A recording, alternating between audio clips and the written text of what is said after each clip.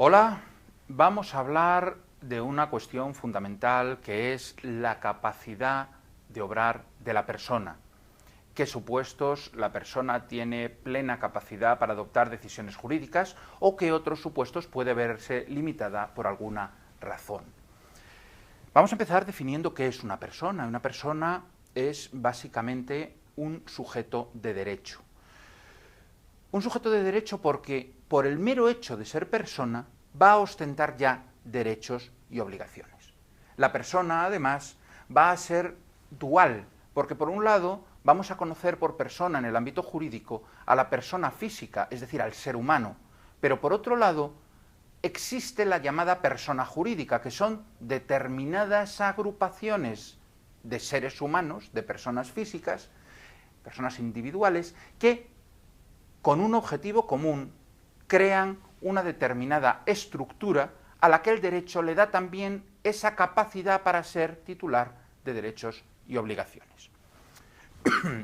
He comentado que toda persona, todo hombre, toda mujer, todo ser humano es jurídicamente una persona.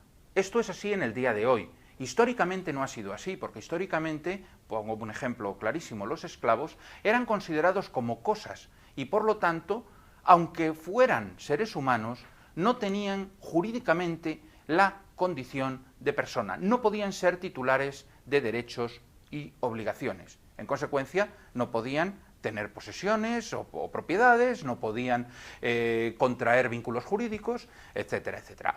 A día de hoy, en nuestro entorno occidental, no existe ese problema y se reconoce al ser humano la condición de persona, y concretamente en España es así. Como he indicado, hay dos tipos de persona, que es la persona física o persona natural, que es ese sujeto individual que es titular de derechos y obligaciones por el mero hecho de ser un ser humano. Y por otro lado tenemos la persona jurídica, que es, también como os he comentado, esa agrupación de personas o de bienes que también puede ser titular de derechos, o también es, para ser mucho más precisos, titular de derechos y obligaciones. Esta personalidad jurídica, lógicamente, es artificial. Es conceder la capacidad para ser titular de derechos y obligaciones a una persona jurídica, pongamos por ejemplo una sociedad limitada, es una ficción, una creación del derecho, que voy a comentaros dos de los grandes historiadores, de los grandes pensadores del derecho, como la han definido. Savigny en su momento la definió como una ficción del derecho para resolver la necesidad de que estas entidades actúen dentro del tráfico jurídico, es decir, le da una condición utilitarista. Hace falta porque es que si no, no pueden operar en el tráfico. Y Hart habló de que era una construcción lógica, una técnica del lenguaje jurídico que facilita el trabajo de los operadores jurídicos. Son dos formas de definir esta creación artificial del derecho para darle la capacidad de relacionarse jurídicamente a estas personas jurídicas. La personalidad es, digamos, otra ficción del derecho, que es esa capacidad que tiene toda persona de ser titular de derechos y obligaciones. Determina su capacidad para relacionarse jurídicamente con dos facetas, dos capacidades distintas, la capacidad jurídica y la capacidad de obrar. Ahora veremos la diferencia entre una y otra, pero para ser capaces de verla vamos a pensar en dos individuos distintos, un individuo persona física con 5 años y un individuo persona física con 25 años. Obviamente vamos a encontrarnos diferencias, porque a lo mejor ese individuo de 2 años puede tener propiedades, ha recibido por herencia de su padre un inmueble y es dueño del inmueble, pero no tiene la capacidad para poder enajenarlo en un momento determinado, o para firmar un préstamo poniendo como garantía ese inmueble, cosa que sí podrá hacer el individuo de 25, con lo cual ya nos vamos a encontrar con una dualidad. Aunque todos tengamos capacidad para ser titulares de derechos y obligaciones, algunos tendremos limitaciones para ejercerlas. En esa línea es por donde van estas dos capacidades, la capacidad jurídica y la capacidad de obrar. Por lo tanto, la capacidad jurídica es una atribución genérica a personas, tanto físicas como jurídicas, que son sujetos de derecho. es decir, titulares de derechos y obligaciones. En este caso, nuestro niño de 5 años que puede tener por vía herencia un determinado inmueble en propiedad. La capacidad de obrar, por el contrario, ya es una atribución específica, que también se hace a personas físicas y jurídicas. Ambas personas pueden tener también capacidad de obrar. Y es la capacidad de actuar jurídicamente.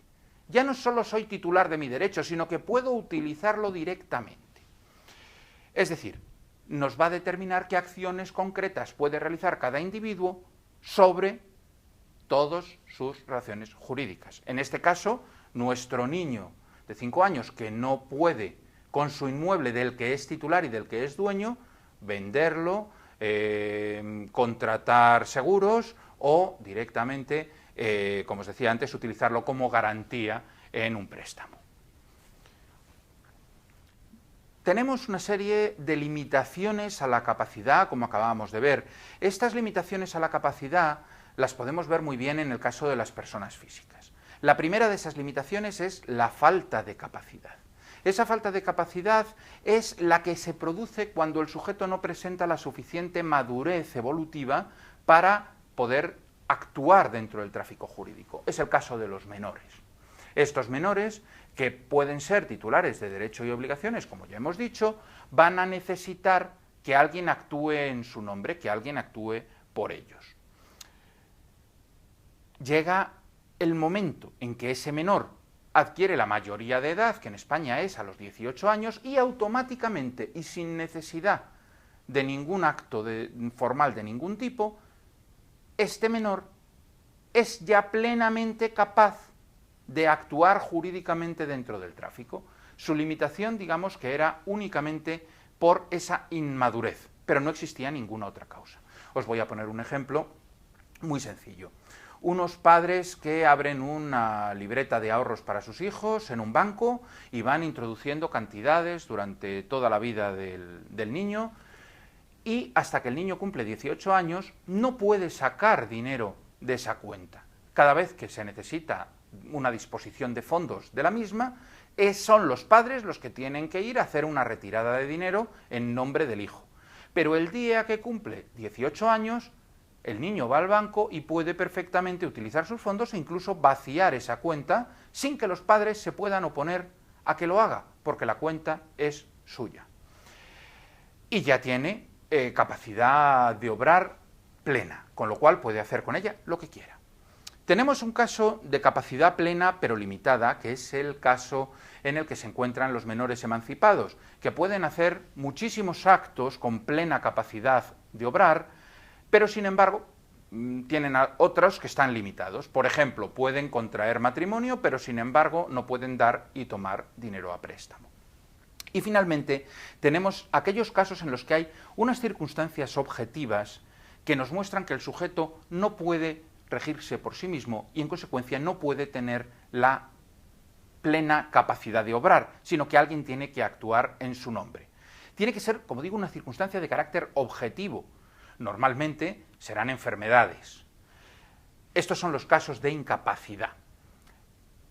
Y en estos casos el individuo tiene que actuar representado por sus padres o, en defecto de estos, por parte de un tutor. En cuanto a las personas jurídicas, la cuestión de la capacidad es diferente, porque las personas jurídicas manifiestan su voluntad no directamente, sino a través de una persona física. Lógicamente, si estamos hablando de una sociedad anónima o de una sociedad de responsabilidad limitada, en sí misma esta entidad no tiene la capacidad de tomar una decisión. Son personas que la representan quienes la toman en su nombre. Por lo tanto, la persona física va a suplir la voluntad de esa persona jurídica. También es posible que en esa persona jurídica no sea una simple persona física la que toma decisiones, sino que se tomen de carácter colegiado por dos personas que coinciden a la vez, etcétera, etcétera. Pero en ambos casos son personas físicas las que las representan. Serán las limitaciones a la capacidad de esas personas físicas las que puedan influir en la capacidad de toma de decisiones de la persona jurídica a la que representan. Una serie de casos de limitaciones, pese a que el individuo tiene una capacidad plena, que son las llamadas prohibiciones, pueden ser Pongo algunos ejemplos para que veáis claro el caso de las prohibiciones. El caso de personas que desempeñen cargos tutelares. Bueno, si yo soy tutor, pongamos por ejemplo, de un menor o de una persona que tiene un problema que le impide tomar decisiones, no puedo aceptar en ningún caso regalos que me haga. ¿Por qué? Porque soy una persona con una capacidad de influencia muy grande en esta persona. Por lo tanto, ni puedo recibir regalos, ni puedo participar llevando los asuntos del menor en asuntos, o del incapaz, en asuntos en los cuales pueda haber un conflicto de intereses con mis propios negocios o con mis propios asuntos. El motivo es obvio. También está el caso del sacerdote que atiende a un testador en su última enfermedad, concretamente el que le confiesa en último momento, que no puede permitir legados de éste. Como es lógico, esto tiene la única finalidad de evitar que por vía testamentaria o en ese momento de suma debilidad de la persona que está recibiendo una asistencia religiosa de carácter terminal, pues haya alguna persona que pueda aprovecharse de esa situación para, amparándose en esa situación y en la fe del individuo al que está atendiendo, pueda conseguir bienes materiales de quien va a morir. Lo mismo podemos decir del notario que autoriza un testamento, tampoco puede recibir legados del testador. Y finalmente, para evitar conflictos de intereses o la utilización de determinada potestad, los cargos judiciales como jueces, fiscales, secretarios judiciales u oficiales no pueden comprar los bienes que están en litigio dentro de su jurisdicción.